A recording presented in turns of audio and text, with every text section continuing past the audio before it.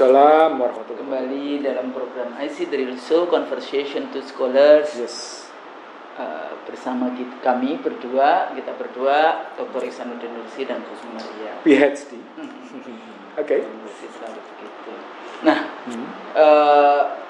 kita semua dari kemarin itu rame nih gitu ya. Iya. Karena nanti tanggal berapa itu? 9 November ya, Mas Aziz? Iya. Pilkada 9 November itu akan ada pilkada serentak gubernur dan bupati wali kota se-Indonesia.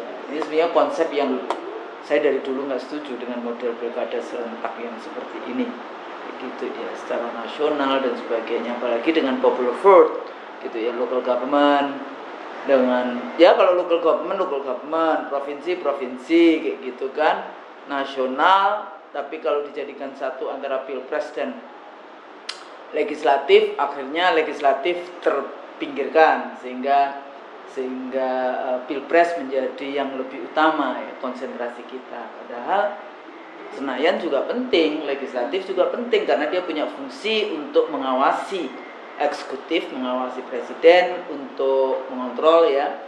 Jadi to legislate, membuat undang-undang dan juga fungsi budgeting gitu ya. Karena ini penting banget bagaimana distribution of resources APBN kita itu didistribusikan seperti apa. Nah, 9 November ini kita akan melaksanakan pilkada serentak gitu ya, di seluruh Indonesia. Nah, jadi kalau kita itu dianggap yang sangat penting karena direct local government election itu dianggap, kalau dulu ketua DPR mengatakan kita maju itu kalau direct election. Sebenarnya enggak, zaman Yunani kuno direct, kemudian diubah menjadi perwakilan gitu ya, sistem perwakilan. Makanya di Amerika juga nggak ada direct election. Di Amerika presiden tidak ada popular vote. Presiden bukan popular vote, tapi dia bikin yang namanya electoral college. Kemudian kalau yang di mayor itu wali kota. Wali kota tidak semuanya dengan popular vote ya. New York memang dengan popular vote, tapi kota-kota yang lain dia tidak popular vote, dia councillors, jadi municipalities yang dewan kota yang municipalities. Nah, kalau di Australia bagaimana? Di Australia juga sama, hanya di Sydney City Council dan di Melbourne Sydney Council itu yang direct. Tapi di sisanya semua municipalities. Jadi kan dewan kota. Dalam satu sistem bisa kemudian tidak harus sama cara pemilihan jadi wali kota. Kalau di municipalities, kalau terjadi suara yang sama, apa yang dilakukan? Di Amerika maupun di Inggris maupun di Australia. Menarik Bang. Waktu saya penelitian di sana ya, toss coin. Jadi koin dilempar burung atau angka. Judi ya. Dia mengimplementasikan seperti itu. Enggak mau di ini. Jadi akhirnya koinnya ditus kayak gitu. Mana nih? Siapa ini ya? Koin atau uang, angka atau burung kayak gitu kan? Itu tus the coin. Itu bagian dari implementasi model demokrasinya mereka di dalam konteks itu. Jadi bukan musyawarah tapi toss the coin, bukan musyawarah tapi judi kata Bang Nursi. Nah, ada ini ya, dalam konteks proses kemarin itu ya ada mantan dari capres kayak gitu kan. Ternyata permainan di balik rekrutmen. Jadi sebelum election itu ada selection. Nah, sebelum selection apa sebelum selection? Rekrutmen. Direkrut dulu baru kemudian dipilih-pilih. Ya, dipilih-pilih, yaitu bagian dari proses seleksi itu ada rekrutmennya, kemudian dipilih siapanya, baru kemudian election didaftarkan, apakah persyaratannya masuk atau tidak, baru kemudian dilempar ke masyarakat atau popular vote ya, dipilih secara langsung. Nah, proses seleksi yang di video sebelumnya kita juga jadi masalah dengan calon presiden diusung oleh partai politik atau gabungan partai politik. Sama juga ini. Kalau di sini aturannya Anda punya suara berapa? 25%. Iya. 15% atau mesti harus dilihat nih aturannya pilkadanya berapa persen sebetulnya. Nah, akhirnya dibawa lagi lah ke MK. Akhirnya yang terjadi, dan selalu berpikir ya, mafia yang terjadi, mafia partai politik itu menganggap bahwa kalau semua partai politik dibeli, itu pasti kemudian nggak ada yang lain, nggak ada oposisinya, nggak ada menjadi calon tunggal. Kan beberapa kali pilkada kan banyak yang calon tunggal. Tapi apakah calon tunggal semuanya menang? Enggak juga. Di Kota Makassar kalah kok. Ya. Kota kosong. Iya, jadi dengan kotak kosong gitu ya, itu kalah. Padahal itu semua partai politik sudah dibeli, tapi kalah juga. Padahal di situ ada elit politik yang masih dekat atau keluarga dari calonnya itu keluarga dari elit politik. Jadi sebetulnya bisa saja masyarakat, rakyat, pemilih itu exercise the power, jadi menggunakan kekuasaan untuk melawan kayak gitu ya, atau menyingkirkan itu. Cuma kemarin yang kita lihat misalnya ARB kayak gitu ya, yang digadang-gadang untuk bisa, atau dia kembali lagi menjadi calon gubernur DKI, tapi akhirnya juga nggak dapat tiket kayak gitu ya. Padahal sebenarnya ada juga cara lain dengan tiket perseorangan independen ya, yang harus mengumpulkan KTP. Makanya saya orang yang paling malas kalau kemudian, Bu, tolong dong kalau kita lagi berurusan dengan kantor, fotokopi KTP-nya, karena bisa saja dipergunakan, disalahgunakan untuk kemudian kepentingan pilkada kayak gitu ya. DKI kan nanti ini ada yang perseorangan mengumpulkan KTP berapa? 600.000. Bagaimana itu caranya? Ya, menggunakan siapa mafianya, bagaimana dan sebagainya, itu menjadi persoalan. Apalagi kalau tidak punya massa. Ya.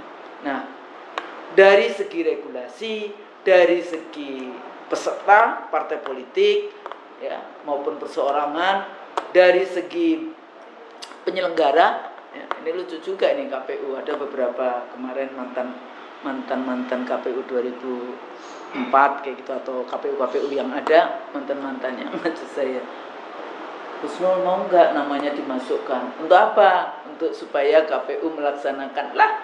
Kemarin waktu apa namanya balik lah gitu, melaksanakan MK, melaksanakan apa dan sebagainya seperti itu.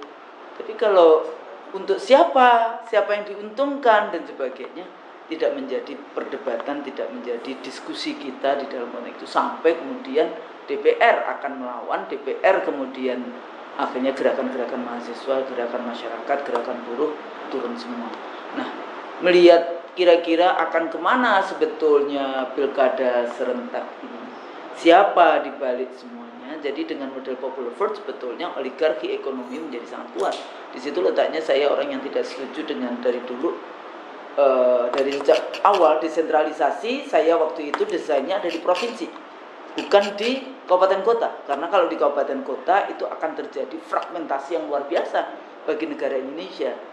Nah, pada saat itu karena ada kasus Timur ingin pisah, dan kita menganggap bahwa provinsi kalau dikasih desentralisasi akan rentan untuk pisah. Padahal urusan pisah itu mungkin bukan karena diberi kewenangan yang cukup. Bahkan saya di 98 dulu juga sudah mengatakan kalau kita mau melihat Indonesia lebih sejahtera, sebetulnya sistemnya bisa federalisme. Walaupun di federalisme ini, karena studi saya waktu itu ada 100 negara yang kita, nggak sampai sih 100, beberapa negara yang kita teliti, itu federalisme itu lebih merata dari segi distribution of economy-nya dibandingkan model yang kesatuan atau terpusat seperti ini. Tapi ada yang mengatakan desentralisasi sama sebangun dengan federalisme. Tidak. Di federalisme itu ada two sovereign state, yaitu negara pusat dan negara bagian atau gubernur atau apapun, yang itu diatur ketat di dalam konstitusinya. Bahkan ada konstitusi di level negara bagiannya. Istilahnya ada kedaulatan ke dalam, ada kedaulatan keluar. Seperti bahwa negara bagian tidak punya kedaulatan keluar. keluarnya itu cuma menteri Iya. luar negeri, Iya. kemudian Bukan militer, keluar negara, ya. Nggak boleh keluar. militer Iya. dan apa ya, keuangan. Iya. Jadi sebetulnya pusat itu cuma punya 3 kekuasaan itu. Bahkan 50 tahun sebelumnya, pada awal kemerdekaan, negara federal Amerika itu nggak punya kekuasaan Apa-apa. keuangan. Iya. Ya, sampai kemudian kok nggak jalan ini federalismenya yang dibangun. Akhirnya tax itu, jadi keuangan itu ke negara federal.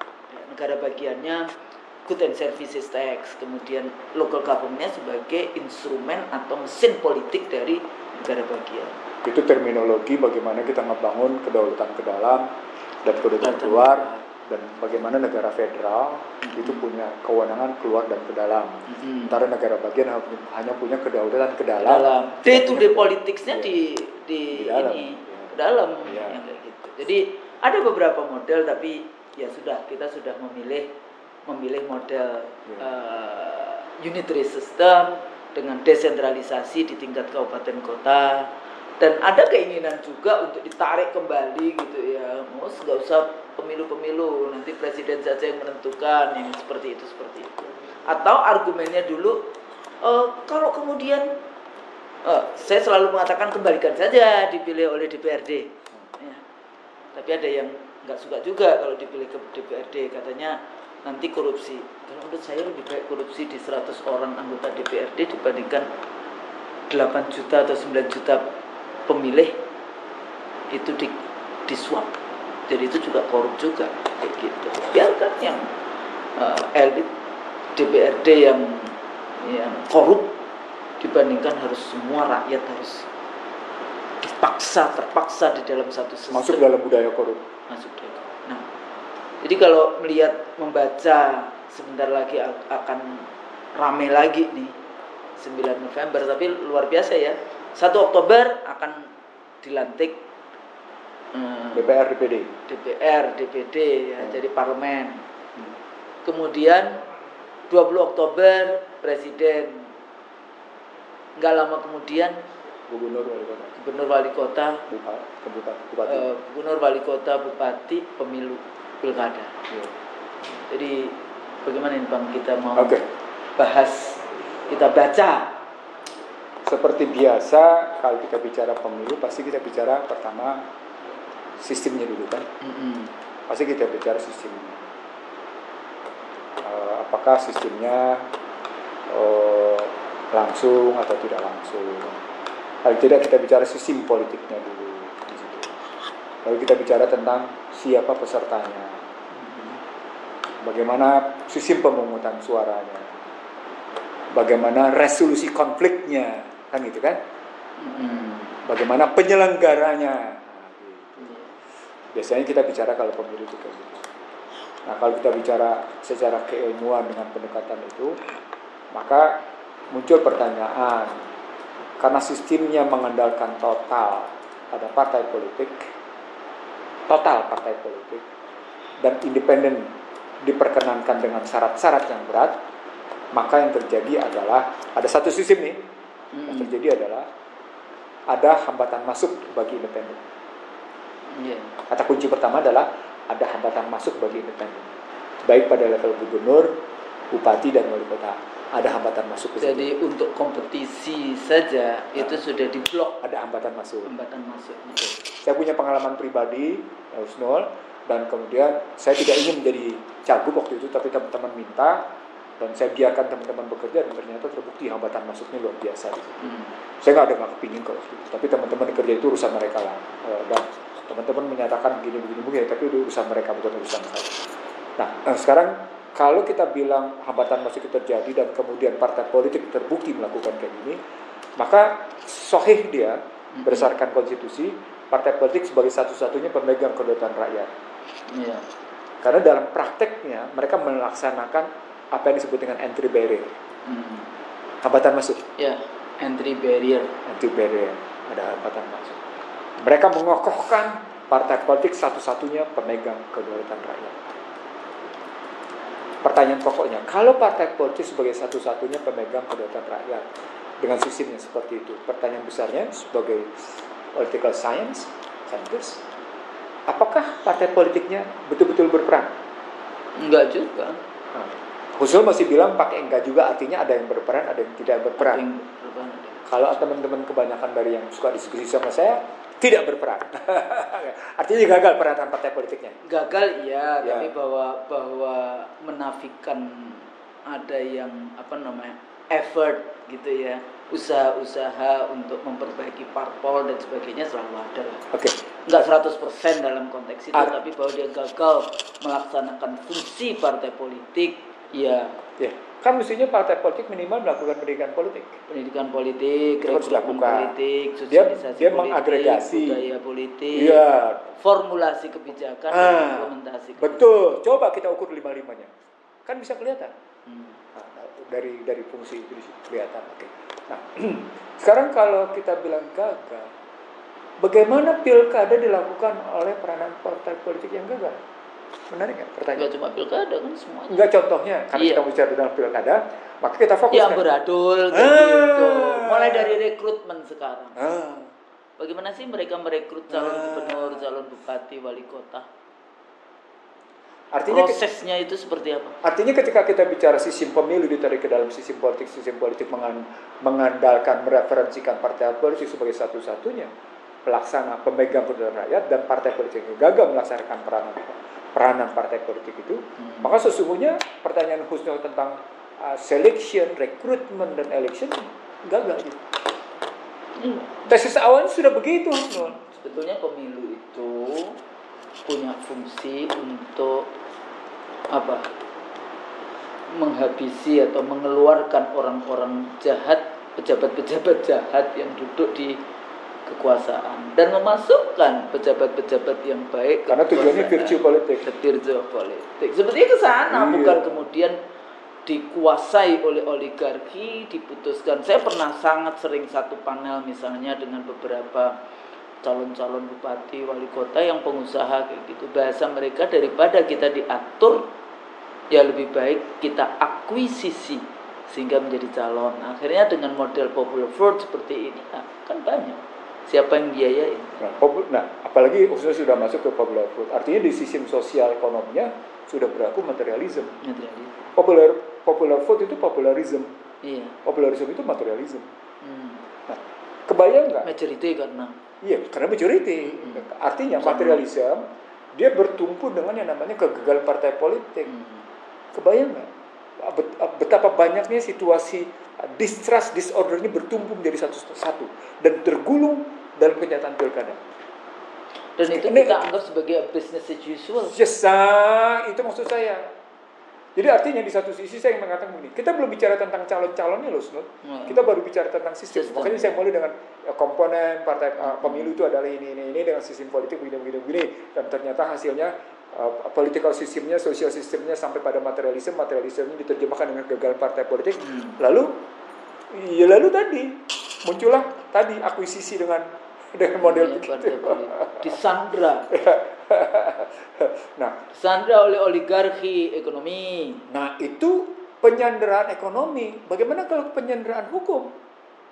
Ya, dibawa pasal-pasal, dibayar liberalisme yang terjadi kan ya dia membawa pasal-pasal ke dalamnya.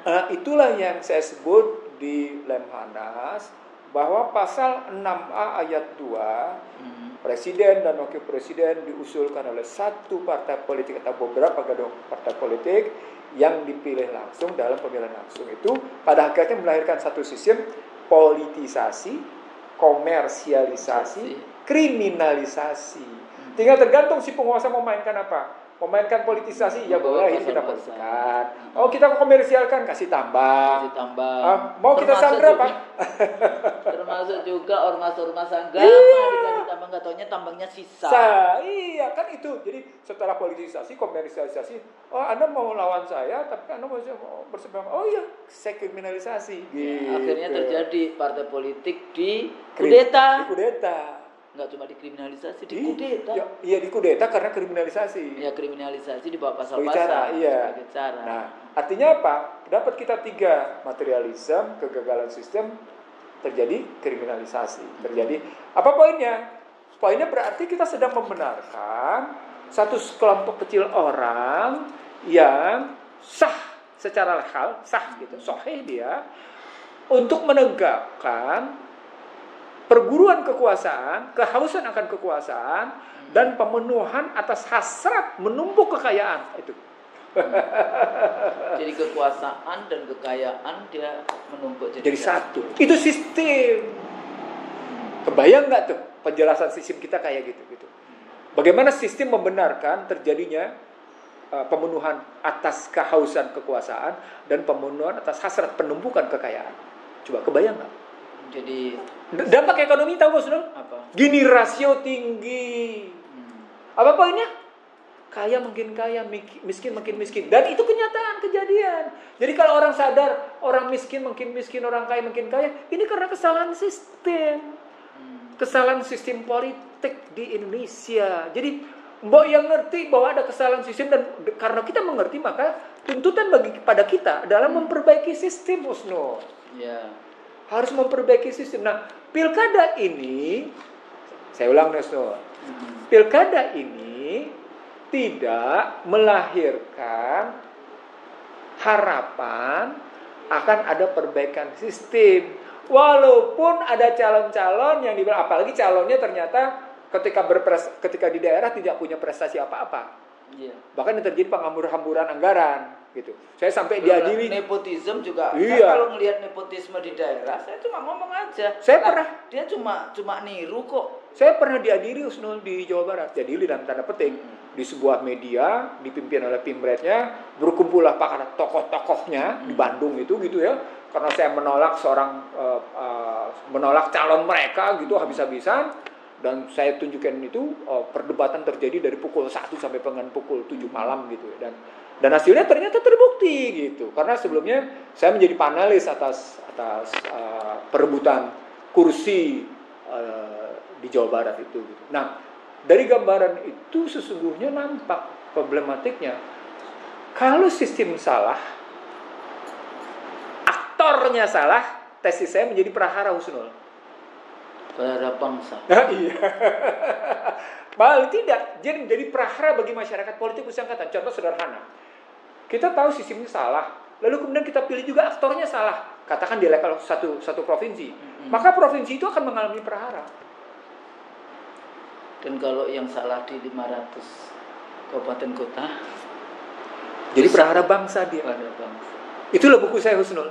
Demikian juga yang di tingkat provinsi. Nah, iya sama. Demikian juga pada level pemilu presiden. Dan salah sistem, salah aktor, ya sudah prahara. Sudah pasti prahara. Dan kalau kita terjemahkan di dalam dalam virtue politik, dia sesungguhnya membicarakan tentang value system, sementara dalam politik practice dia perdebatan tentang perebutan kursi, prakteknya gitu ya, sehingga menimbulkan kecerdasan, kecermatan untuk keluarga, kepentingan individu, iya, dan macam-macam, dan kemudian partai, menimbulkan macam-macam gitu, dan macam-macam yang saya maksud, Anda mungkin cerdas di lapangan karena Anda bisa menipu di sini, Anda bisa lincah di sini, Anda bisa menggarap ini, Anda bisa menggarap itu, Anda bisa menyingkirkan ini, Anda bisa menyingkir itu, Anda bisa membayar ini, Anda bisa macam-macam. Di lapangan begitu ceritanya. Dengan menggunakan berbagai macam akses-akses yang dimiliki. Jadi kalau you incumbent atau you Anda berkuasa, dia menggunakan aparatus negara, menggunakan APBN, APBD. Nah, itu yang disebut negara, dengan itu yang disebut dengan smart street in politics. Smart street in politics. Kecerdasan jalanan dalam panggung politik. Beda dengan smart academic. Smart kecerdasan akademik dalam virtue. Jadi ada perbedaan, Husnul. Kenapa? Bisa saja kecerdasan akademik berbasis teknologi itu sama sekali tidak teraplikasi ke dalam yang namanya smart street in politics. Kecerdasan jalanan, orang punya kecerdasan itu jalanan, artinya dia penguasaan lapangan. Practices-nya itu, praktik-praktiknya itu dia kuasai betul gitu. Yang Machiavellian. Iya, memang Machiavellian. Menggunakan segala cara. Itu makanya kemudian tadi yang saya bilang, terjadi perburuan atas kehausan kekuasaan bersamaan dengan penumpukan atas harta kekayaan. Kita lupa ini. Kita kadang-kadang berpikir semua itu kan sudah ada catatan. Iya kan, sebetulnya. Kalau kita punya iman, kita bertakwa, kan menjemput rizki jabatan menjadi bupati, wali kota, gubernur, presiden, anggota DPR, DPD, dan seterusnya, apapun itu. Kalau kita jemput dengan cara jujur kan jadi barokah. Padahal prinsip pemilu kan free and fair, bebas dan jujur. Nah, sejauh mana, seberapa banyak ya, para politisi sofa sampai hari ini yang sebetulnya merebut kekuasaannya dengan cara-cara yang jujur, dengan cara-cara yang halal. Kalau saya selalu mengatakan pemilu halal di dalam konteks itu. Nah, ini kan menjadi concern kita. Mereka selalu mengatakan bahwa punya uang pasti menang. Iya, karena tesisnya memang membeli partai politik itu murah kok. Nah, tapi persoalannya dari 9.900-an lebih calon anggota DPR, yang menang kan cuma 580. Yang kalah 8.000 sekian yang kalah. Kalau 9.000-an yang kalah, 9.400-an, 9.300 sekian yang kalah. Apakah yang kalah 9.300 itu tidak menggunakan uang? Menggunakan juga. Jadi kalau kita percaya betul bahwa dengan uang pasti menang, kecewa kita. Karena banyak kok yang ya nggak usah jauh-jauh, beberapa mahasiswa saya yang juga caleg gitu pakai uang, kalah juga dalam konteks itu. Jadi tidak semuanya tesis tentang punya uang pasti menang menjadi nggak berlaku sebetulnya. Itu sebenarnya gambaran tentang practices in vote ya. Jadi praktek-praktek dalam pemungutan suara dan tergantung pada ini masuk ke dalam sistem juga. Soal DPT. Iya. Jadi kebayang nggak di dalam salah sistem itu salah satunya adalah DPT-nya masih tetap belum bisa dipertanggungjawabkan. Kenapa? Karena selalu ditemukan istilah DPT fiktif. Ya, atau ghost voters. Ghost voters. Jadi kita selalu menemukan itu gitu. Jadi problem-problemnya gitu, di sistemnya kayak gitu, DPT-nya fiktif, tidak teratasi, sistemnya begitu, dan ternyata hasilnya tetap berujung pada persoalan segelintir orang berkuasa yang menentukan arahnya kemana gitu. Yang istilah KPU independen ternyata tidak independen gitu kan. Mulai dari rekrutmennya, siklusnya KPU sendiri sebagai penyelenggara ya. Jadi kita punya problem bertumpuk-tumpuk gitu. Nah, problem bertumpuk-tumpuk itu terjadi justru disebabkan oleh tadi yang saya bilang, di satu sisi kita bicara tentang materialisme, tapi di sisi lain kita bicara tadi tentang bagaimana kegagalan praktek partai politik, kegagalan peranan partai politik yang diikuti dengan yang namanya orang masing-masing tujuannya berburu kekuasaan dalam rangka penumpukan kekayaan. Jadi kekuasaan itu legit. Iya. Kekuasaan legit. Karena satu kekuasaan yang kau dapatkan, kekayaan berikutnya. Nah, itu di situ nanti bisa lihat itu. Di situ perbedaan Husnul kita berdua dengan banyak hal. Karena kita menganggap kekuasaan itu adalah amanah. Kita capai selain amanah, innalillahi wa inna ilaihi raji'un. Selain itu kita dapat juga karena prestasi. Jadi kalau kita tidak merasa berprestasi di situ, kita tidak akan mengambil kekuasaan di situ. Gitu maksudnya. Betul. We got a position because we have achieved. Jadi kita nggak mau mendapatkan jabatan kalau kita bukan tidak punya prestasi di situ, gitu loh. Kita boleh amru ila ghairi itu. Pantadirisa. Kalau kita serahkan kekuasaan kepada yang bukan ahli, tidak ahlinya, ya sudah rusak. Ya sudahlah. Gitu. Tunggulah kerusakan. Nah, kita nggak mau bagian dari kerusakan itu. Nggak mau deh. Oke. Kita terusin Husnul. Karena kalau kita sudah bicara sistem kayak gitu, kita tahu KPU-nya begitu, pemungutan suaranya begitu, gitu ya. Partai politiknya begitu, rekrutmennya kayak gitu kan. Badan penyelesaian konfliknya begitu gitu. Lima-limanya bermasalah. Kira-kira outputnya bermasalah nggak? Ya pasti bermasalah dong. Selalu kan pertanyaan Bang Nursid dulu kan, apakah kemudian inputnya salah? Nah, tergantung prosesnya mau tobat atau prosesnya masih salah, baru kemudian outputnya garbage in, garbage out. Nah, bagaimana caranya memotong vicious circle-nya? Nah, di sini sebenarnya tidak mungkin, hampir tidak mungkin pada kerangka yang salah, pada sistem yang salah, melahirkan aktor yang benar. Hampir tidak mungkin. Tetapi selalu saja ada celah bahwa disebutnya ini dalam statistik namanya standar deviasi. Oke. Ada standar penyimpangan baku namanya. Kalau pakai statistik, standar penyimpangan baku, standar deviation namanya. Ada simpangan baku. Nah, dalam simpangan baku, walaupun statusnya garbage in, garbage out, bisa juga garbage in, good out. Nah, itu standar penyimpangan baku terjadi gitu. Garbage in, good out. Tapi itu kecil sekali, namanya saja standar penyimpangan baku. Pasti kecil kan? Presentasinya pasti kecil. Yang terbesarnya pasti garbage out juga. Pasti begitu. Nah, dalam kerangka itu sesungguhnya di Amerika juga terjadi, Husnul. Banyak wali kota gubernur yang ternyata betul-betul berperilaku baik terhadap warganya sampai dia nunjukin betul diterima oleh masyarakatnya luar biasa. Itu tadi dalam garbage in garbage out pasti ada simpangan baku. Simpangan bakunya standard deviation tadi adalah yang disebut dengan good out atau bahkan bukan sekedar good out, great out. Simpangan bakunya kecil tapi punya bobot tinggi dari segi kuantitatif, angka relatif kecil. Negara Latin Amerika di mana itu yang sekarang presidennya juga Nicolas Maduro yang tetap melakukan perlawanan terhadap Washington yang berkali-kali mau dijatuhkan gagal.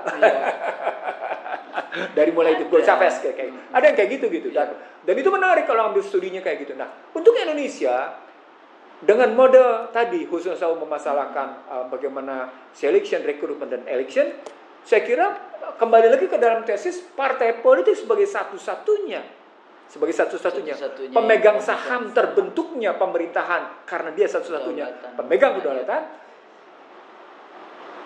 Sudah sampai di situ. Maka sekarang kita pindah ke analisis tokoh khususnya. Kita tahu bahwa sistemnya sudah berusaha. Nah, maka kita pindah ke aktornya. Katanya aktornya sama aja juga rusak semua. Jangan gitu dong.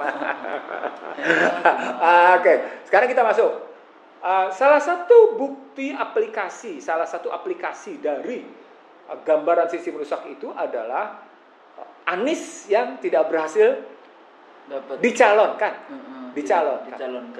Tidak berhasil dicalonkan oleh partai politik, juga tidak bisa main ke dalam konstruksi independen. Sehingga beredar isu Anies dan rekan-rekan mendirikan partai politik.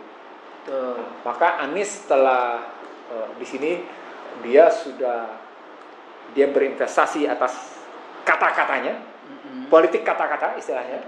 Dia berinvestasi dengan politik kata-katanya, maka dia telah menuai namanya. Apakah menuai baik atau menuai buruk itu urusan lain. Tapi minimal dia sudah menuai nama dia. Dan salah satu bentuk penuaian nama dia adalah dia memperoleh simpati dari para pendukungnya. Simpati dari para pendukungnya dalam posisi dia telah dizalimi oleh sistem. Jadi karena sistem zalim terhadap dia, maka dia telah menuai simpati. Jadi ada buahnya juga. Buah dari itu. Nah, dari menuai simpati itulah dia mengambil potensi atas modal politiknya. Kan simpati tadi adalah modal politiknya. Modal politiknya dia mendirikan partai. Itu makanya isunya kayak gitu. Sekarang pertanyaan. Oke. Muncul tesis, apakah selama 5 tahun ke depan, ini kita bicara tokoh, bicara aktor, gitu ya. Apakah dalam 5 tahun ke depan, nama Anies akan tenggelam, atau nama Anies akan plain, atau nama Anies tetap akan di panggung, dan kemudian dia mempertahankan popularitasnya dengan politik kata-katanya, gitu ya. Atau kemudian dia berhadapan dengan tokoh lain yang mampu mengimbangi posisi dia sehingga terjadi persaingan popularitas. Nah, di sini kita muncul melihat bagaimana tokoh-tokoh yang dianggap sebagai mobilitas vertikal. Mereka dari pimpinan daerah dengan riwayat Joko Widodo kayak itu bisa naik ke gubernur, dari gubernur bisa naik ke presiden. Contoh yang paling sederhana bisa kita lihat yang namanya Ridwan Kamil. Dari wali kota Bandung pindah jadi gubernur Jawa Barat, sekarang menjadi calon gubernur daerah khusus Jakarta, yang daerah khusus Jakartanya menjadi kota global, yang kota global berarti sangat tergantung pada kekuatan investasi global, yang berarti kota Jakarta adalah kota penghisapan finansial global. Pahami dulu itu dulu. Karena tesisnya adalah ketika Anda bilang Jakarta adalah kota global, Dan kota global itu didasarkan atas dirujuk pada investasi global, maka Jakarta adalah kota penghisapan investor global. Sederhananya gitu. Apa globalnya bisa domestik, bisa luar loh, Sunul. Kelasnya bisa begitu karena kebanyakan investor domestik pun sudah bermain secara global. Dia sudah bermain di Shanghai, sudah bermain di Singapura, sudah bermain di Australia, sudah bermain di Cina, sudah bermain di Hong Kong, sudah bermain di beberapa kota. Sudah bermain di Filipina, Singapura, ya itu udah levelnya udah begitu. Poinnya adalah ketika Jakarta dinyatakan kota global, maka ujungnya Jakarta menyediakan dirinya untuk menjadi kota yang dihisap oleh kekuatan finansial global. Maka muncullah orang-orang yang akan bicaranya globalisasi. Dan kata kunci berikutnya adalah gombalisasi. Gitulah. itu faktanya. Karena kemarin di Jawa Barat pun dia sesungguhnya tidak punya prestasi apa-apa. Itu makanya saya bilang saya pernah diadili. Itu loh tadi ceritanya. Oke, sudah. Sekarang kita pindah. Oke. Ada Bang prestasi. Ya, apa? Itu nanam rumput plastik. Wali kota di Bandung itu ternyata rumputnya plastik kan? Ya. Enggak maksudnya. Enggak, saya supaya apa namanya ya, sedikit saya ingin mengatakan gini, Ustaz. Kebetulan saya ini soalnya suka di Bandung. Iya, jadi saya dan nongkrong di Bandung dan saya keliling Bandung itu bukan kayak orang dengan mobil, saya dengan sepeda. Kan sangat sering kan ke Bandung. Bahkan ke Bandung Barat pun saya bisa dengan sepeda gitu loh, saudara. Keliling-keliling. Nah, oke, kita terusin sekarang. Bagaimana dengan Semarang? Calonnya Anda bisa lihat. Begitu juga bagaimana dengan Surabaya dengan muncul. Ini artinya Indonesia dalam perspektif 2029 sesungguhnya dalam kancah political race, perlombaan politik. Iya. Dalam kancah perlombaan politik di 2029 seakan-akan memberi jalan lancar bagi Anies berarti. Karena beberapa musuhnya tidak punya standar politik kata-kata yang setara dengan Anies.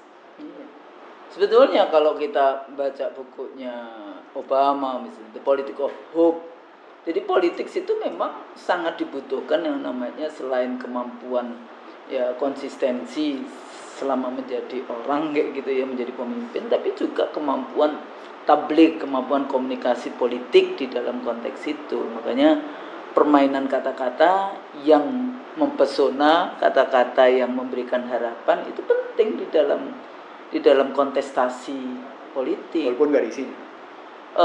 Urusan isi nanti berbeda ya. Jadi itu nanti kecerdasan tersendiri kayak gitu kan ada. Makanya nggak bisa cuma tablik aja kan. Kan harus ada amanah, ada sidik, ada tablik, ada fatona kayak gitu. Itu kan semuanya. Iya, yang di dalam konteks itu dan track record kayak Mawardi yang mengatakan bahwa seorang pemimpin satu dia harus ngerti agama, jadi Quran dan hadis kayak gitu ya kan dalam pemikiran Islam ya dalam konteks itu. Yang kedua apa? Kalau nggak ada ya sebetulnya you are not entitled to lead kayak gitu kan? You are not entitled to lead. Gimana kayak gitu nanti kita dijeblosin semua masuk kebijakan-kebijakan yang lebih banyak. Menarik tuh, mesti terjemahkan ke dalam bahasa Indonesia entitled to lead. You have to rights mestinya. You have to apa ya? Sama sekali tidak ya kalau istilah saya dalam perdebatan di satu tempat. You are incompetent to lead. Gak enak soalnya nanti ada yang tersungging kayak gitu di dalam konteks itu. Yang kedua you are knowledgeable. Jadi artinya Anda punya punya pemikiran, punya contoh, punya solusi-solusi untuk dunia dan akhiratnya nanti kayak gitu. Bukan baru kemudian termasuk juga di dalamnya adalah karakter diri. Ya jadi kejujuran.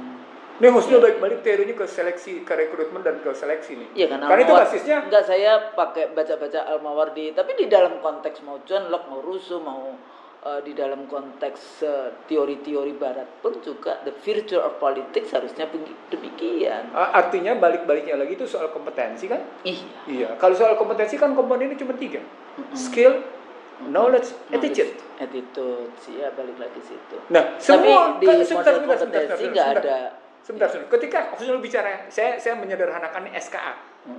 Skill, knowledge, attitude. Ini bisa kita terjemahkan Husnul langsung ke dalam para calon. Kan kita bicara aktor. Ketika sistem gagal, kita terjemahkan ke dalam aktor. Padahal aktor kita punya dua kemungkinan. Ada yang memenuhi standar, ada yang menyimpang dari standar. Kita bicara tentang simpangan dari standar karena kita nggak percaya pada yang standar, sistem tadi. Berarti kita bicara tentang simpangan standar. Kebetulan simpangan pada standar ketemunya Anies. Kenapa? Karena Anies di input nggak selesai. Gitu loh maksudnya. Iya, nggak sampai. Paham ya? Ini analisisnya, analisisnya nggak. Ini analisisnya memang di luar extraordinary, out of the box, betul gitu lah. Nah, ketika kita bicara standar deviasi atas posisi output disebabkan input berantakan, maka apakah kita masih tetap bisa menakar SKA, skill, knowledge, attitude? Bisa, harus. Bahkan makin kental dia. Terutama ketika skill, knowledge, attitude-nya kita rujuk ke dalam relasi antara nilai, kebijakan dasar, strategi, fungsi, dan teknologi. Wah, menarik. Yang dalam perkembangan teknologi, informasi, dan komunikasi, kebijakan dasar, strategi, dan fungsi di-shortcut, dipangkas, langsung teknologi ke nilai. Itu yang Husnul pegang, itu yang kita pegang. Apakah laptop, apakah gadget.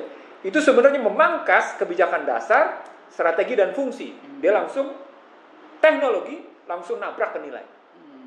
Sehingga orang acap kali masuk terjebak ke dalam posisi shortcut. Misalnya contoh sederhananya, ketika kita bicara tentang Garuda Biru. Itu karena gerakan menyingkat persoalan kebijakan dasar tidak pernah dibahas, tidak pernah dibahas tentang strategi-strategi yang muncul, tidak pernah dibahas tentang fungsi-fungsi dari kehidupan konstitusional, langsung ini dalam keadaan darurat, langsung nembak ke posisi dasarnya apa? Demokrasi liberal. Sama dalam pilkada begini, dipotonglah cerita tentang kebijakan dasar, dipotonglah cerita tentang strategi dan fungsinya, langsung bicara tentang, sudahlah, partai politik memutuskan yang dicalonkan adalah si A, si B, dan si D. Di untuk provinsi ini, terjadilah persaingan. Sekarang persaingannya, apakah model persaingan, indeksnya persaingannya, memenuhi 4 syarat. Tadi harus ada skill, knowledge, attitude, persaingan harus ada 4 syarat. Bagaimana harga dalam hal ini janji-janji yang memunculkan. Jadi kata pertamanya adalah produknya. Produknya ini harganya gimana nih? Produknya produk janji-janji palsu atau janji-janji yang sebenarnya? Karena menyangkut harga. Harga atas partai politik, harga atas yang dicalonkan. Jadi misalnya contohnya begini. Apakah seorang Anies Baswedan punya harga yang cukup tinggi? Wah gitu. Pada tadi political of hope. Gitu. Punya harga yang tinggi. Yang kedua, sini menarik di sini. Apakah dia memang punya kualitas yang tinggi atas harapan tadi? Jadi harga dan kualitas. Yang ketiga, apakah dia punya inovasi? Gitu ya. Sebelum inovasi delivery. Apakah dia mendelivery janji-janjinya, hope-nya itu? Mendelivery. Jadi harga, kualitas, delivery. Baru yang keempat, apakah dia punya inovasi? Nah, sekarang pertanyaan. Kita aplikasikan dia ke dalam semua pertarungan calon, nggak usah keluar Jawa, di Jawa aja gitu ya. Dia masuk ke dalam kategori 4 ini. Untuk menakar mereka sesungguhnya punya skill, knowledge, attitude. Yang dasarnya adalah, yang persyaratannya adalah, karena dunianya, kancahnya adalah kancah persaingan, membutuhkan SSA. Speed, stamina, and accuracy. Ulang Husnul. Dia diwajibkan punya modal skill, knowledge, attitude yang landasannya dia harus punya kecepatan, speed, dia harus punya stamina, dan dia harus bisa mengatur akurasi, tingkat akurasi. Itu artinya dibalikin bukan sekedar modal tadi, resources apa yang dia pakai. Apakah resourcesnya pada sistem nilai, sistem nilai yang rentan atau sistem nilai yang tangguh gitu. Resource-nya, belum bicara kebijakan dasarnya. Artinya ketika kita kembali ke dalam resources based approach dengan pendekatan berbasis sumber daya, itu kita bisa melihat resources based approach-nya berbasis sumber daya, human capital-nya, social capital-nya, Atau kita bicara tentang market based approach-nya karena didukung oleh yang namanya para pendukungnya. Ya, Contoh PDIP merasa punya kekokohan di Jakarta misalnya atau di Jawa Timur misalnya. Gitu kan? Itu kan market based approach namanya. Itu market based approach. Atau market based approach kayak gitu bisa juga ngambil sumber daya. Contohnya kalau di Jakarta mungkin kelompok Islam. Nah, contohnya begitu. Kalau di Jawa Karena Timur, Jakarta dari dulu zaman Orde Baru pun juga menjadi basis kelompok Islam. Oke. Gitu. Itu market based approach. Jadi ada resources based approach, ada yang namanya tadi market based. Ada juga yang disebut dengan institutional based approach. Arti pendekatannya adalah apakah partai politiknya bekerja? Kalau dalam perusahaan namanya, apakah korporasinya bekerja memasarkan marketing? Gitu. Berikutnya baru di sini Husnul bicara tentang apakah jejaring sistem dia bekerja. Jadi political and social networknya bekerja. Social network. Itu pendekatannya.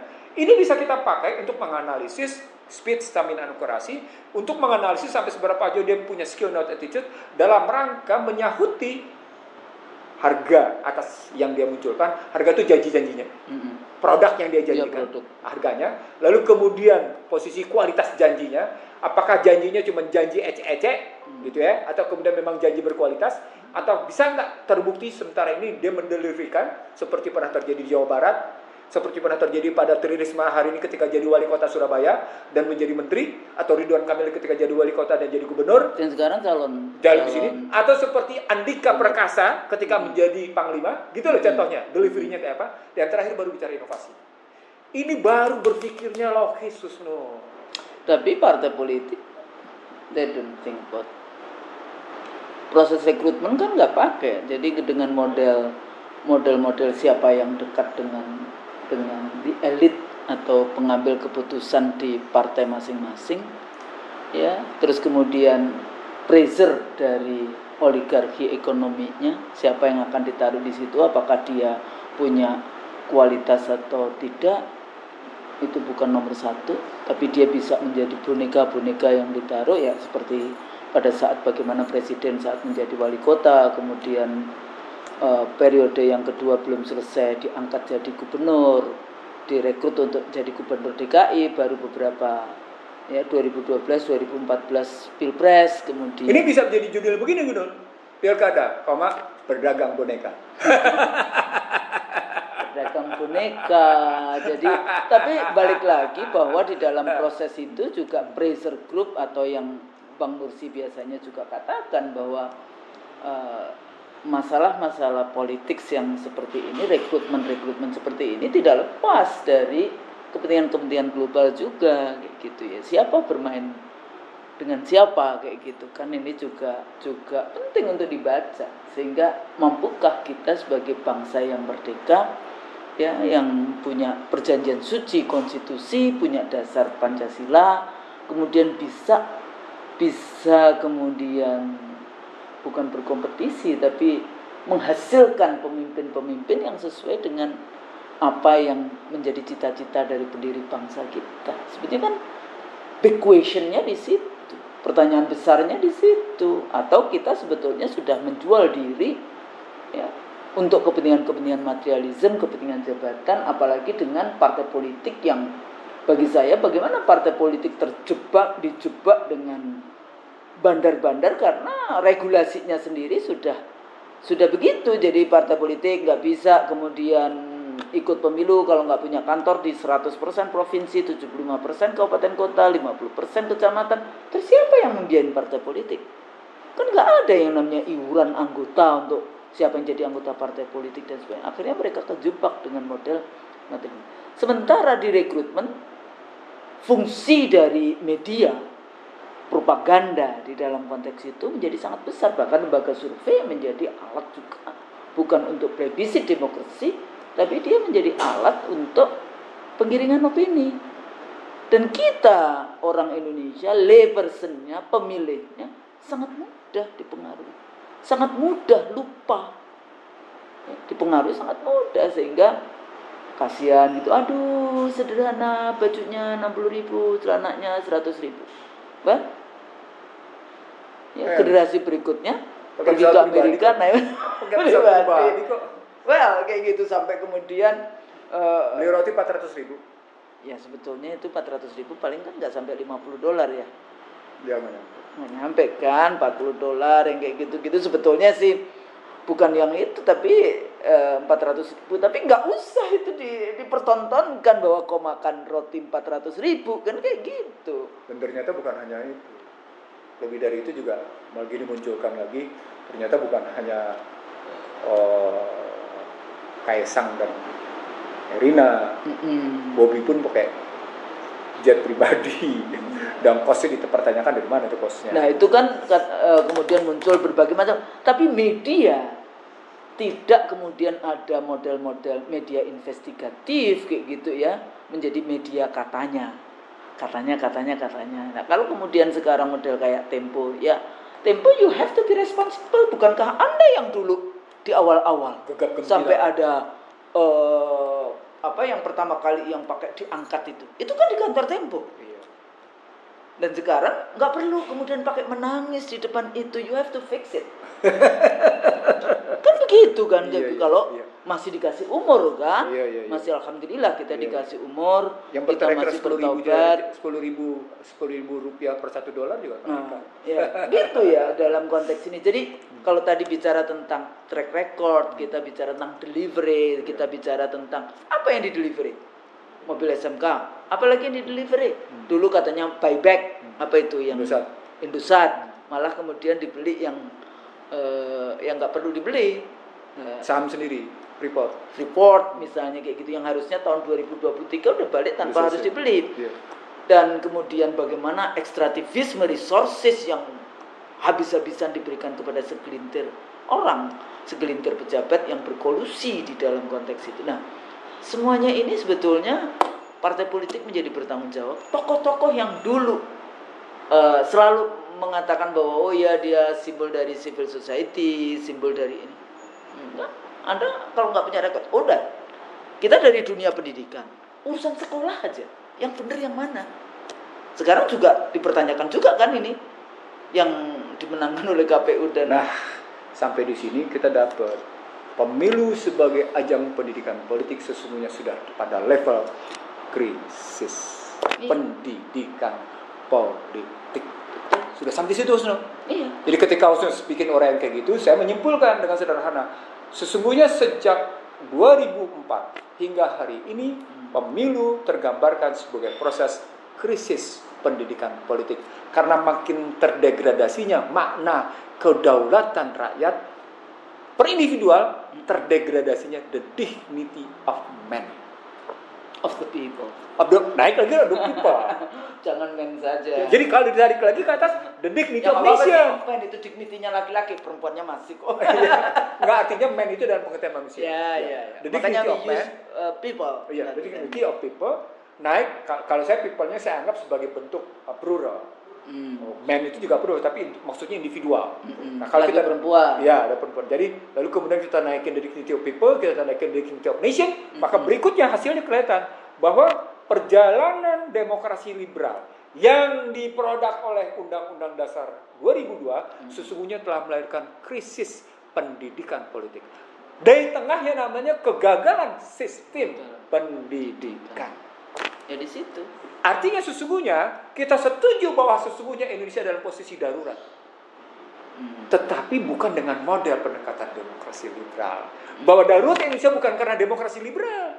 Bukan hanya karena demokrasi liberal diganggu, tidak dijalankan. Tapi justru darurat Indonesia disebabkan oleh demokrasi liberal. Karena selalu mengatakan gitu. Kan. Dan orang berpikir bahwa model pemilu yang direct yang Filipina itu satu-satunya. Saya ingin mengatakan begini, Husnul. Mereka menganggap darurat Indonesia karena demokrasi liberal diganggu oleh dinasti.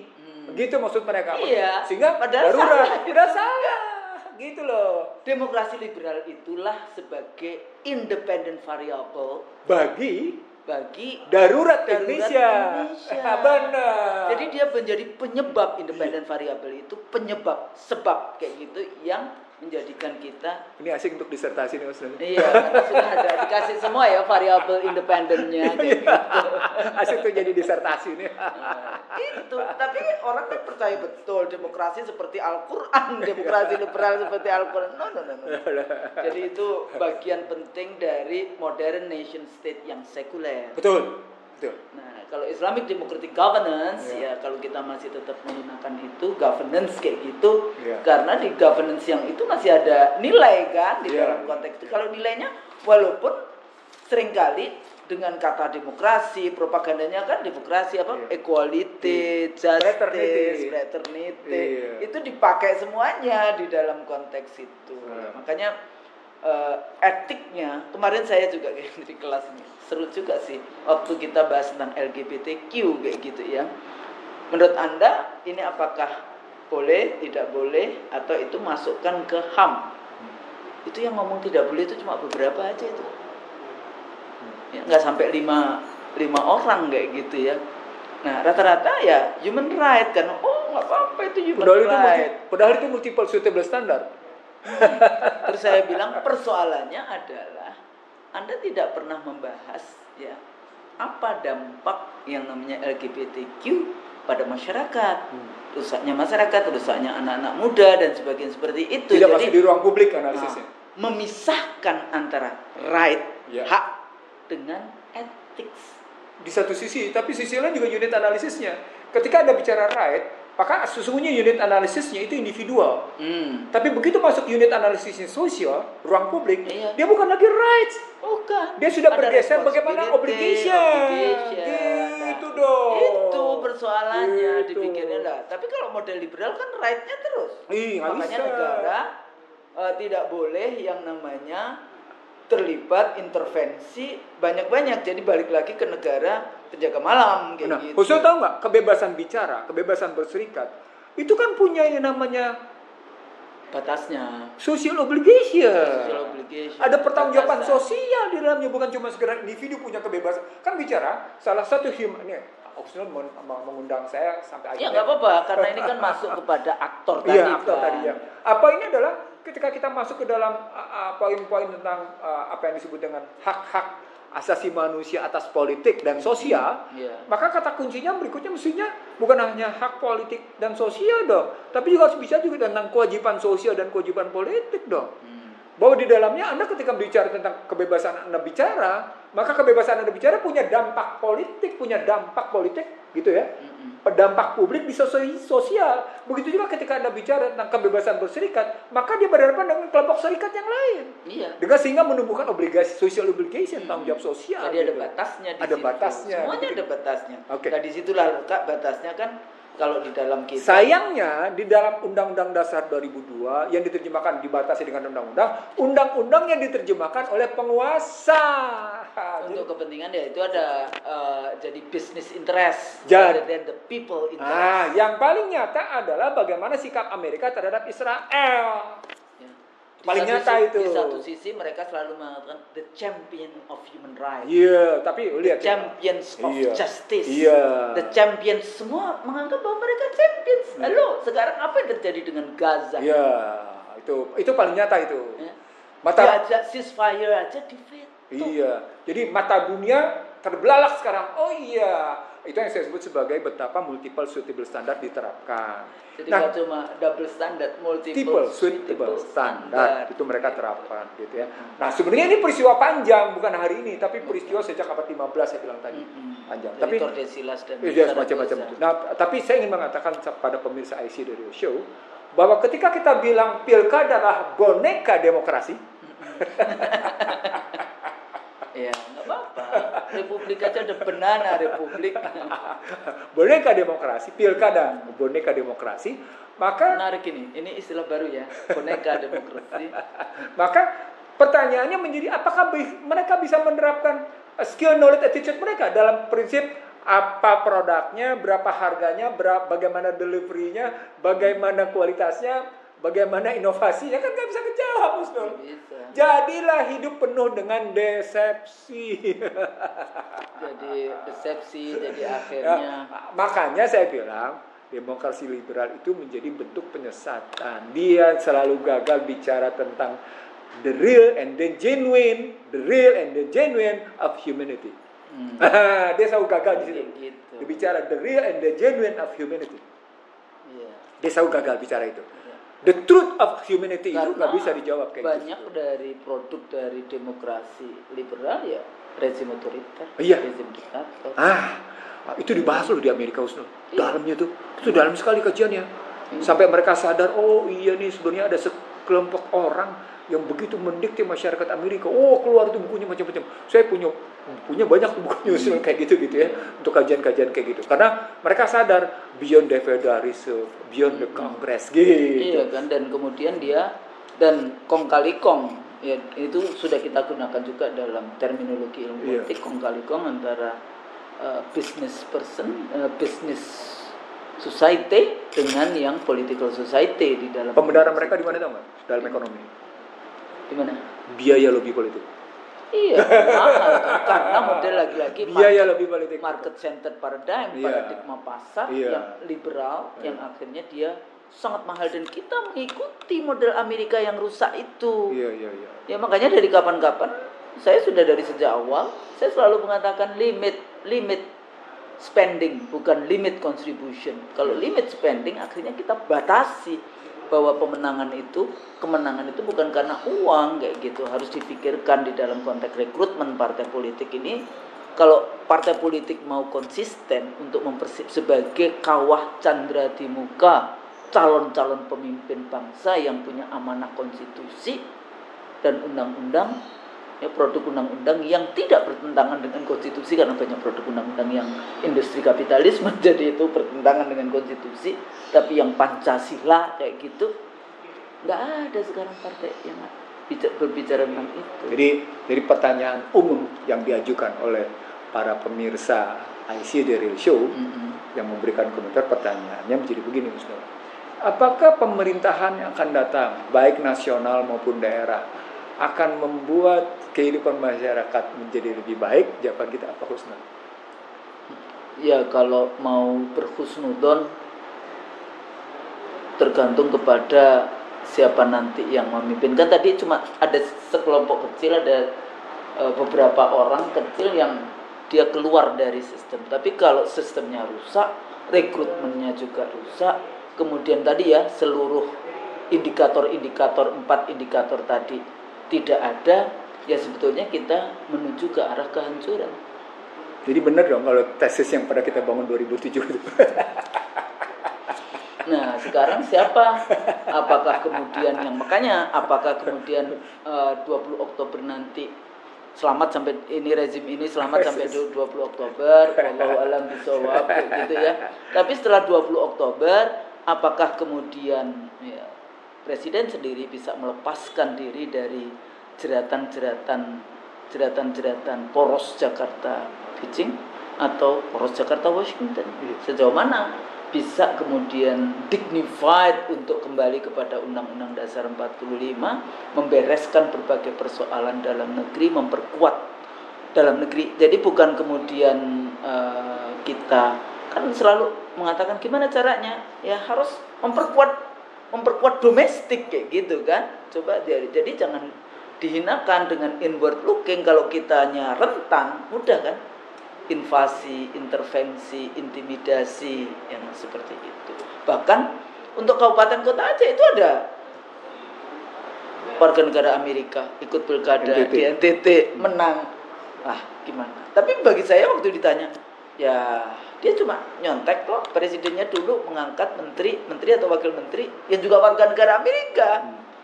Sehingga balik lagi pada leadership kayak gitu, sejauh mana ada nggak pemimpin yang kemudian mengarahkan, yang bisa memberikan hope. Itu indikator bahwa ketika aktornya tadi, ketika satu kepemimpinan diserahkan pada mereka yang bukan ahlinya, maka tunggulah kerusakannya, tunggulah kehancurannya.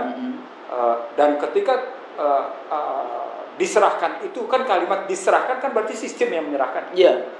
Artinya ada proses penyerahannya. Proses kan pakai sistem. Ya. Artinya sistemnya salah, aktornya salah, Dan hasilnya tunggulah kehancuran, dan berarti kita benar di situ bahwa ketika pertanyaan para pemirsa, lalu bagaimana dong pemimpinan nasional ke depan dan pemimpinan daerah ke depan? Akankah memberikan harapan? Nah, ya kita baliknya jawabannya begini, kalau saya jawabannya. Di level nasional ada anggaran dasar Gerindra yang dalam visi, misi, dan tujuannya menjawab tentang situasi yang penuh dengan kemelut ini. Terutama karena di tujuannya dia ingin menegakkan Undang-Undang Dasar 45 yang dilaksanakan secara murni dan konsekuen. Apakah itu akan dilaksanakan atau tidak? Normatifnya begitu. Normatifnya begitu. Tapi berikutnya saya punya pertanyaan juga ke teman-teman. Itu kebijakan, kan setelah kita tahu value-nya begitu, maka kita tanya dong, kebijakan dasarnya apa? Apakah kebijakan dasarnya itu apa yang Prabowo Subianto sebarkan, strategi transformasi bangsa menurut Prabowo Subianto, misalnya. Bagaimana itu? Nah itu ada nggak di situ yang menunjukkan kembali ke Undang-Undang Dasar? Aku belum baca semua sih. Kita bahas kesempatan mendatang ya. Iya kayaknya ya. Sebetulnya kita sudah berpikir mau bahas itu, tapi saya sendiri lupa. Enggak, bahannya saya punya 2 Husnul. Ya. Saya kasih Husnul nanti untuk Husnul baca gitu ya. Saya kasih Husnul, saya kasih gitu. 200 halaman juga itu. 214. 214. Kalau yang transformasi bangsa itu, bukan yang transformasi bangsa itu 214 halaman. Kalau yang strategi transformasi bangsa itu sebagai pendapatnya Prabowo Subianto cuma beberapa belas halaman dalam bentuk PowerPoint. Nah itu nanti saya kasih. Jadi lucu juga karena kita sebelumnya yang juga sudah tayang kita bahas tentang transformasi. Iya. Apakah kita belum baca itu waktu itu? Iya betul. Terus akhirnya setelah selesai itu baru kemudian kita dapatkan. Iya, kita dapatkan dokumen itu kayak gitu. Dan tentu banyak pertanyaan di situ. Nah jadi itu level nasional begitu. Lalu kenapa tiba-tiba sekarang sudah punya semangat berutang lagi sampai 700 triliun gitu. Kan sudah keluar kata-kata. Ya tapi sebetulnya dia secara perspektif ekonomi kan dari dulu juga liberal. Nah, kalau sudah sampai di situ kita jawab dalam semangat. Atau dia nasionalis? Saya belum bisa jawab, Husnul. Walaupun saya bisa jawab. Oke. Ya kita tahu kayak gitu, cuma kayaknya enggak dulu deh. Waktunya sekarang enggak sekarang. Ya, nah, itu di level nasional. Kita turun sekarang ke pilkada. Apakah di level pilkada akan melahirkan apa yang disebut dengan 5 prinsip kesejahteraan? Pertama, kalau 5 prinsip kesejahteraan itu berarti pertama, pendidikan. Yang kedua, kesehatan. Yang ketiga, pengangguran. Lapangan kerja. Yang keempat, perumahan. Walaupun dalam Maslow pangan yang pertama dan papan yang pertama, ini bisa dikatakan juga harus dijawab. Iya. Nah, pangan dan papan. Pangan dan papan. Nah, masuk ke itu. Tapi kalau kita melihat sekarang model begini, kita bulan apa-apa sudah bicara impor beras, maka seperti saya bilang sekarang, pangan. Kita tidak hanya bicara tentang food security. Ya. Kita tidak hanya bicara kedaulatan pangan. Kedaulatan pangan itu puncak. Jadi mereka punya 3 struktur. Food sovereignty, resilient food, lalu kemudian food security. Food security bicaranya ketahanan. Resilience bicaranya kemandirian. Sovereign bicaranya kedaulatan. Ini punya makna beda-beda. Yang dikehendaki oleh global sebenarnya levelnya ini. Karena dia liberal, dia mau free trade, dia mau ambil untung untuk market yang 275 juta di Indonesia. Artinya sesungguhnya kepala daerah ini kalau memang mau bicara menjawab 5 tantangan kesejahteraan itu, please bicaranya kalau tidak resilient, food resilience, atau kemudian house resilience, atau paling tidak tentang jobs resilience, gitu ya, jobs pakai S ya, jobs resilience, gitu ya posisinya, atau kemudian yang tentang health and education resilience, maka health and education, iya di situ, maka dia sudah memenuhi amanat konstitusi. Do you think that they read the Constitution? I don't know about it. Saya kira gitu Ustaz. Persoalannya kita ini ya nggak apa-apa. As scholars ada curiosity. Iya, pasti dong. Jadi, kalau Anda tidak punya curiosity, rontok scholarsnya. Rontok gitu. Tapi kalau dia ada, alhamdulillah. Kalau nggak ada udah dikasih tahu tadi. Jadi apa sih tugas Anda mau maju mendapatkan kekuasaan? Ya Jadi bagaimana mensejahterakan, gitu ya. Mensejahtera butuh pendidikan, mencerdaskan, butuh pendidikan, rakyatnya sehat, Iya. perumahan tersedia, pangan tersedia, Iya. lapangan kerja tersedia. Iya. That's basic. Iya. Jadi basicnya itu. Iya. Baru kemudian urusan infrastruktur dan sebagainya itu gampang. Sebenarnya Soekarno di awal tahun 61-62 setelah dia membubarkan Freemason, dia sudah bicara satu hal penting yang kemudian baru dibicarakan oleh Joseph Stiglitz pada 2010-2011. Apa itu? Apa itu? Price stability.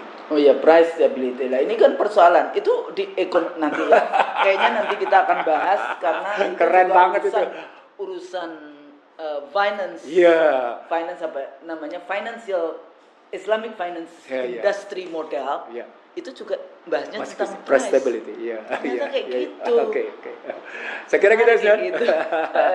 Jadi para calon-calon pemimpin daerah ya. itu baik provinsi maupun kabupaten kota, ingat untuk apa sih Anda mau merebut kekuasaan agar tidak jadi boneka, agar tidak jadi boneka demokrasi, maka Anda baca kembali Undang-Undang Dasar 45 Iya. tugas-tugas amanah nanti yang dihisap yang itu iya. Sumpah jabatan demi Allah kan. Iya. Ya, dia akan melakukan itu. Oke. Mudah-mudahan bahasan kita, conversation kita ini berguna ya bagi para relawan, bagi partai politik, bagi ini dan bagi kita semua. The lay person juga nggak apa-apa. Kita memang saling belajar gitu ya. Kita juga memberikan pertanyaan-pertanyaan supaya ya kita semakin cerdas. Dengan pertanyaan itu kita mencari tahu jawabannya. Iya. Mudah-mudahan berguna. Kalau salah kita minta maaf. Ya. Assalamualaikum warahmatullahi wabarakatuh. Waalaikumsalam.